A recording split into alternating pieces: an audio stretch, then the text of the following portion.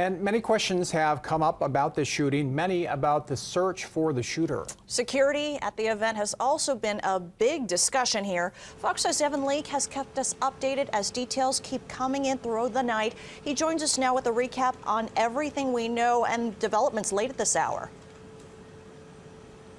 Well, as of now, it is still an ongoing search for the Utah Department of Public Safety and the FBI to find the person responsible for shooting and killing Charlie Kirk this afternoon.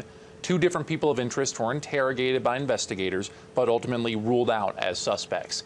Investigators are utilizing security camera footage from around Utah Valley University's campus to try and track down the suspect, which they admitted may take some time. Several witnesses were heard from today about what they saw and experienced, including one student who questioned the amount of security at an event of this size. And there was no one to check our tickets. There was no one checking bags. We both had full backpacks on. So yeah, and they underestimated how many police officers they would need for sure. During this afternoon's press conference, Utah Valley University's police chief, Jeff Long, said 6 officers were working the outdoor event with more than 3,000 people in attendance. He said the event was set up in a bowl area in the heart of campus, describing Kirk being in a lower area surrounded by buildings. Chief Long said the university police worked alongside Charlie Kirk's personal security team during this event. The chief did not comment on if the weapon tied to this shooting was recovered.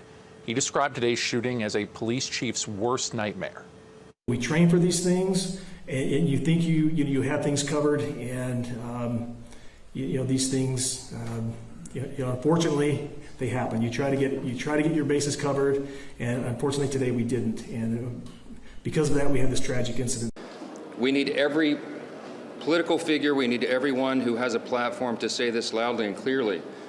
We can settle disagreements and disputes in a civil manner, and political violence must be called out, and it has to stop.